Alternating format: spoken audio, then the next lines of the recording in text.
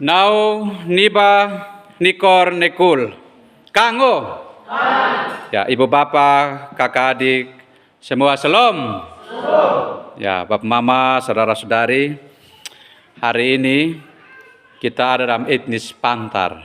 Ya, tapi memang rupanya dalam pujian tadi juga agak macet juga. Ya, tadi saya lihat ada yang senyum-senyum saja. Ya, memang agak berbeda. Ya, Abui saja susah, apalagi Pantar. Ya, Bapak Mama, saudara-saudari yang terkasih dalam Tuhan kita Yesus Kristus. Hari ini dalam tema renungan kita saat ini, kasih yang memulihkan relasi.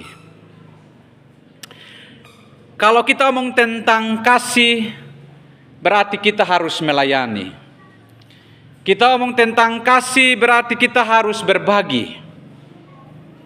Tetapi kita ngomong tentang kasih juga, kita harus mengampuni. Kasih itu terlalu gampang, Bapak Mama, ketika kita omong. Makanya ketika kita bertanya, Bapak Mama, kepada saudara-saudari kita, apakah kamu mengasihi aku? Makanya sama juga seperti anak muda ketika mereka pacaran, apakah kamu mengasihi aku? Apakah kamu cinta aku kuat-kuat? Tetapi kata-kata itu Bapak Mama akan nampak di dalam aksi kita. Apakah benar Bapak Mama ketika kita mengatakan bahwa saya siap mengasihi orang lain? Apakah saya siap untuk mengasihi Tuhan? Terlalu gampang Bapak Mama dan kita bisa jawab, saya mengasihi Tuhan. Saya mengasihi sesama. Tetapi dalam aksinya Bapak Mama belum tentu seperti apa yang kita katakan. Bapak Mama, saudara-saudari, mengasihi orang yang mengasihi kita itu adalah hal yang biasa. Tetapi mengasihi orang yang pernah melukai kita itu adalah sesuatu hal yang biasa dan berat. Orang yang menyakiti kita, Bapak Mama, orang yang pernah bermusuhan dengan kita, lalu kita bilang, kita mau mengasihi. Kita mau berbagi dengan dia. Kita mau berdamai dengan dia. Sanggupkah Bapak Mama melakukan itu? Mungkin kata-kata Bapak Mama akan sanggup. Tetapi ketika mau aksinya, mau melakukan, menerapkan dalam kehidupan, itu yang sulit. Tidak segampang kita katakan, saya mau mengasihi Tuhan. Saya mau mengasihi sesama saudara-saudara. Saya mau berdamai dengan sesama saya. Tetapi kadang kita ego, Bapak Mama. Siapa yang pergi duluan untuk mau minta maaf? Siapa yang pergi duluan untuk omong? Kalau bisa mari sudah kita hentikan kita punya permusuhan. Mari kita berdamai. Masing-masing mementingkan diri dan pasti tidak mau untuk berdamai. Mengasihi itu Bapak Mama tidak hanya sebatas kata-kata, tetapi pada aksi yang kita lakukan. Hari ini juga Bapak Mama dalam teks kita omong soal mengasihi Tuhan. Petrus ini Bapak Mama, profesinya adalah penjala ikan. Dia hidup jauh dari Tuhan. Dia tidak kenal Tuhan. Karena tiap hari dia ada di laut. Kalau kita di sini Bapak Mama, profesi kita tidak sama seperti Petrus. Dia adalah seorang nelayan. Kalau kita di sini hanya petani, tukang kebun, dan kita kerja sawah. Mungkin kita juga sama seperti Petrus, karena keasikan bekerja, kita tidak mengenal Tuhan. Tetapi ada saat dan waktu Allah memanggil Petrus. Petrus, tinggalkan pekerjaanmu, datang dan ikutlah aku. Yesus memanggil Petrus dalam perjumpaan di Danau Tiberias. Itu adalah perjumpaan yang memulihkan relasi Petrus dengan Tuhan. Tetapi pada saat yang sama, Bapak Mama, Petrus menjawab panggilan itu untuk mengikuti Yesus. Tidak segampang seperti apa yang kita pikirkan. Menjawab untuk mengikut Tuhan tidak mudah. Menjawab mengikut Tuhan terlalu susah. Karena apa? Ada tantangan, ada penderitaan yang mesti kita alami dalam hidup. Ketika ada dalam perjamuan malam Yesus dengan murid-murid, Yesus bilang kepada mereka dalam Injil Matius pasal 26 ayat 31 sampai 35. Malam ini kamu semua akan tergoncang imanmu karena aku. Malam ini kamu akan tergoncang imanmu karena aku. Tuhan tahu bahwa penderitaan telah dekat. Tantangan silih berganti ada di depan mata. Yesus ngomong begini, Yesus tahu mereka punya kebutuhan. Mereka tahu bahwa mereka juga bisa evaluasi diri mereka, apakah mereka mampu dan sanggup untuk bertahan.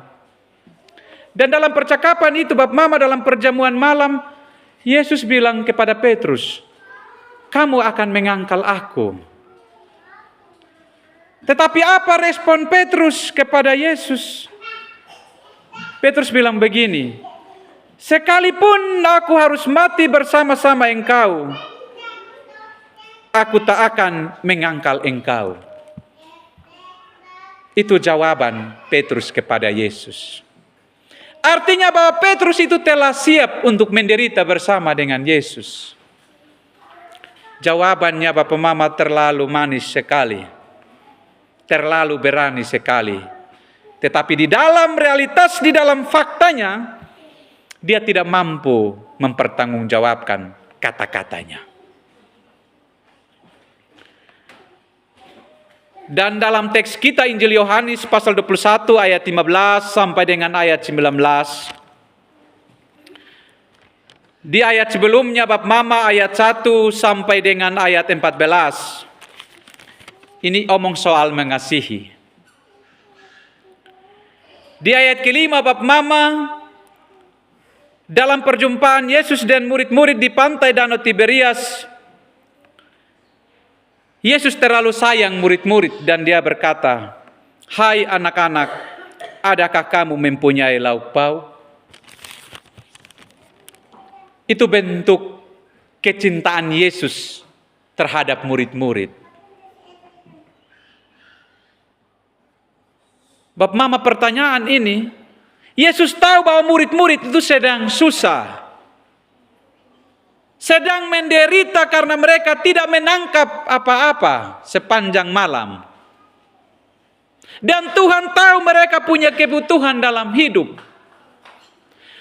Karena kasih dan cinta Yesus itu sangat besar, Yesus tidak mau murid-murid ini susah.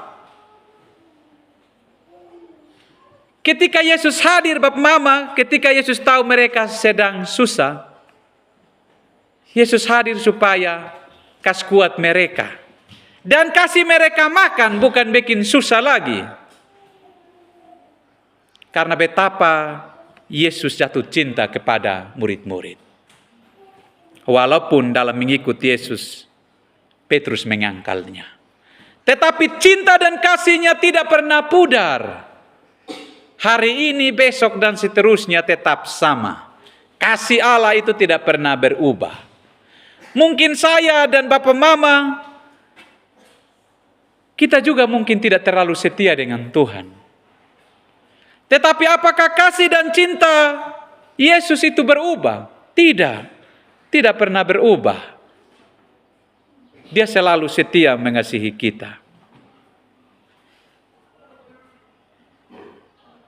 Maka di pantai danau Tiberias Yesus bertanya, adakah lauk pauk? Mereka jawab dengan polos dan jujur, tidak ada. Lalu kemudian Yesus bilang, tebarkanlah jalamu di bagian kanan, di samping kanan. Dan mereka mendengar, dan apa yang mereka alami, berkat Tuhan melimpah. Yesus itu mengasihi bab mama, saya, saudara-saudari semua. Bukan hanya mengasihi murid-murid, tetapi Tuhan juga mau kita taat. Tuhan mau supaya kita ikut perintah Tuhan. Pasti ada berkat. Pasti berkat itu akan melimpah dalam kehidupan kita. Berkat itu melimpah bagi murid-murid. Pasti berkat juga akan melimpah dalam kehidupan kita. Simon artinya tahu? Bab Simon ada di sini.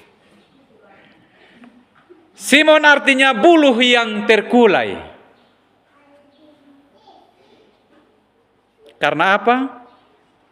Simon sesuai dengan artinya buluh yang terkulai karena dia pernah mengangkal Yesus. Dan sekaligus mengingatkan Petrus akan panggilan semula.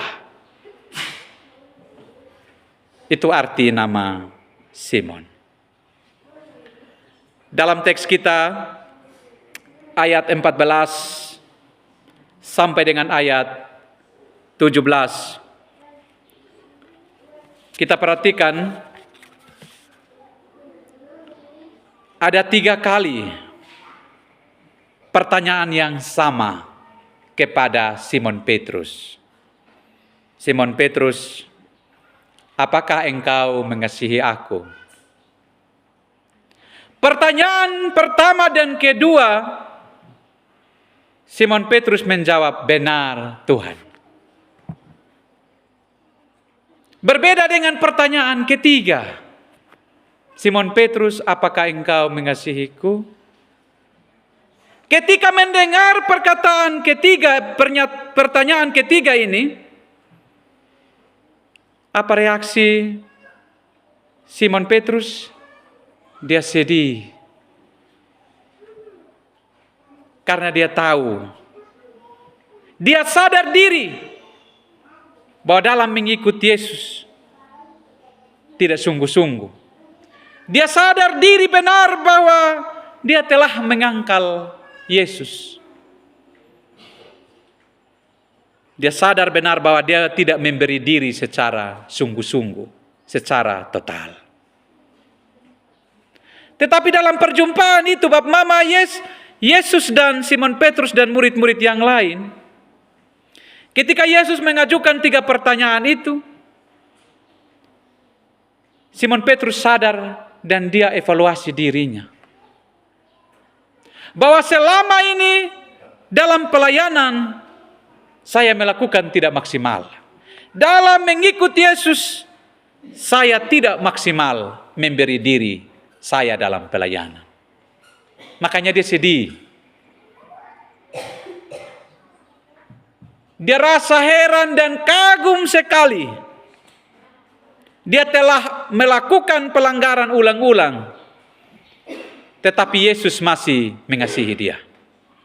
Tetapi Yesus masih mengasihinya. Dan jawaban Petrus ketika Yesus bertanya, apakah engkau mengasihiku? Lebih dari mereka. Bapak mama kata lebih dari mereka. Yesus tahu dalam kehidupan, dalam pelayanan. Kenapa Yesus bilang, apakah engkau mengasihiku lebih dari mereka? Dari murid-murid yang lain, dari sesama. Dari pekerjaan yang ia lakukan. Karena apa Bapak Mama? Terkadang kita lebih mengasihi kita punya pekerjaan. Hati kita lebih melekat pada pribadi kita. Dan terkadang kita kehilangan arah dalam pelayanan. Maka Yesus bertanya kepada mereka, Bapak, Mama, saudara-saudari, boleh kita bekerja, tetapi jangan sampai membuat kita hanya fokus mengasihi pekerjaan kita. Jangan sampai kita hanya fokus mengasihi usaha kita, lalu kemudian kita lupa mengasihi Tuhan. Kita lupa beribadah kepada Tuhan. Mau usaha sampai di mana, Bapak Mama mau bekerja sampai di mana. Tapi kalau melupakan Tuhan, pasti akan gagal. Ketika kita gagal, di situ kita sadar bahwa berkat ini kita biar usaha kemana, Tuhan yang kasih. Sama seperti Simon Petrus, Bapak Mama. Dia sangat pengalaman karena seorang nelayan, tapi toh tidak dapat apa-apa. Jadi, jangan hanya mengandalkan pengalaman. Jangan hanya mengandalkan profesi jabatan kita. Tapi andalkanlah Tuhan. Karena berkat itu Tuhan yang kasih. Firman Tuhan saat ini ada tugas juga kepada Simon Petrus ketika dia menjawab, benar Tuhan, aku mengasihimu. Yesus berulang-ulang kali, gembalakanlah domba-dombaku. Mengembalakan domba-domba, mengembalakan umat ini, jemaat. Petrus harus tahan banting.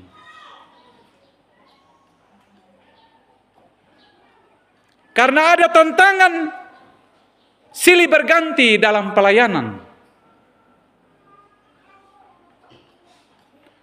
Orang yang setia dalam pelayanan itu adalah orang yang mencintai pelayanan, rasa memiliki. Walaupun ada tantangan, dia akan bertahan. Karena apa? Dia senang sekali dengan pekerjaan yang Tuhan kasih. Jadi apapun profesi kita, Bapak Mama.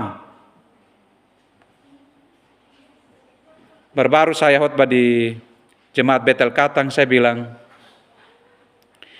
kita ini semua terpanggil untuk menjadi pemimpin. Bapak Mama, saya, saudara-saudari semua, kita terpanggil untuk menjadi pemimpin. Tetapi tidak semua orang terpanggil untuk menjadi pelayan.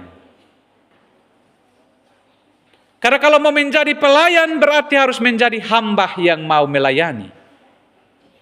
Dan tidak semua orang terpanggil untuk menjadi pendeta. Tidak semua.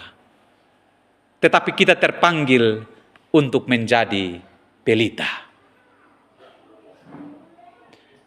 Kalau kita terpanggil untuk menjadi pelita, maka tugas kita adalah menjadi garam dan terang dunia.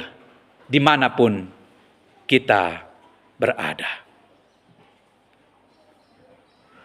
Teks kita mengajarkan kepada kita beberapa hal. Pertama, kasih yang memulihkan relasi adalah kasih yang rela berkorban.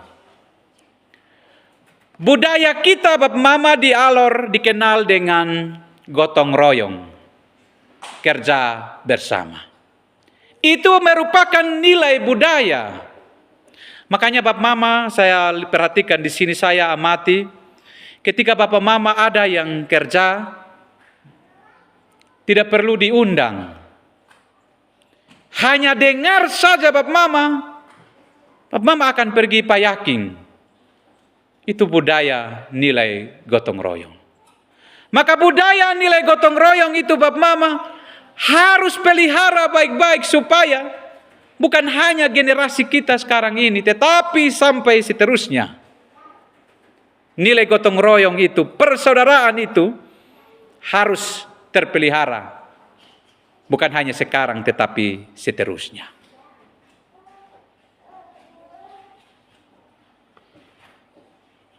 Yang kedua Bapak Mama, Mengasihi Yesus berarti meninggalkan sikap mementingkan diri sendiri.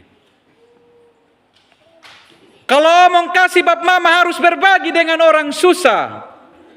Tapi terkadang Bapak Mama ketika kita lihat orang susah, kita menertawakan dia. Apalagi kita anggap dia musuh. Kita dengar bahwa dia sakit. Kita bilang, puji Tuhan, saya pemusuh sakit. Biar kok dia mampus di situ. Kalau bisa dia mati saja. Yesus itu tidak demikian, Bapak Mama. Yesus tidak senang dalam penderitaan murid-murid. Karena dia tidak egois. Kasihnya dia mau berbagi kepada murid-murid. Maka tugas kita saat ini adalah kasih itu juga kita harus mampu berbagi kepada orang lain. Jadi Bapak Mama jangan tertawa di atas penderitaan orang lain. Jangan senang di atas penderitaan orang lain. Tetapi nilai gotong royong ini kita harus hadir untuk membantu. Tetapi terkadang kita hadir untuk melukai tambah lagi. Kita hadir bikin tambah susah lagi. Orang berhasil dalam hidup, kita cari jalan untuk kita gunting dia. Batalkan dia pengusaha, dia punya pekerjaan, dia punya pendidikan. Karena memang kita tidak mau supaya dia berhasil. Itu orang yang hidup dalam kepentingan, mementingkan diri sendiri. Orang yang tidak mementingkan diri sendiri, Bapak Mama, ada rendah hati, belas kasihan dalam diri.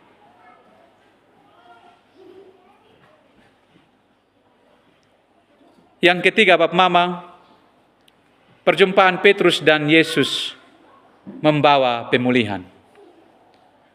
Bapak Mama jangan katakan bahwa saya ini terlalu berdosa. Saya ini terlalu jahat. Saya ini terlalu jauh. Pasti saya datang kepada Tuhan, Tuhan akan menolak saya. Karena saya terlalu jahat. Ingat, kasih Tuhan itu tidak pernah memperhitungkan kesalahan kita. Tuhan itu tidak pernah ingat kita punya kesalahan. Tuhan itu selalu merangkul kita. Bapak Mama, kita di Alor ini sangat terkenal dengan tarian lego-lego. Tadi dalam prosesi masuk, kakak-kakak kita sudah menampilkan itu dengan baik. Ketika tarian lego-lego itu, Bapak Mama, kita bentuk lingkaran dan memegang tangan satu dengan yang lain, lalu kita menaikkan pujian. Itu punya makna yang mendalam. Harus ada persekutuan karena tarian lego-lego itu mempersatukan kita. Jadi tarian lego-lego ini Bapak Mama bukan memisahkan saya dan Bapak Mama saudara-saudari. Memisahkan kakak adik. Memisahkan saudara dan saudari. Tidak. Nilai dan makna tarian lego-lego mempersatukan kita. Ketika ada permusuhan, tarian lego-lego mengingatkan kita, cepat bersatu sudah. Karena kita ini adalah saudara. Tarian lego-lego mengingatkan saya dan Bapak Mama, biar kita berbeda-beda suku, bahasa. Karena omong soal bahasa ini Bapak Mama, ya bersyukur kita di desa Melepea ini satu. Tapi di kampung-kampung tetangga ini Bapak Mama, ketika saya pimpin di Katang, saya tanya di Katang ini, bahasa ada satu kok dua, dong bilang ada dua.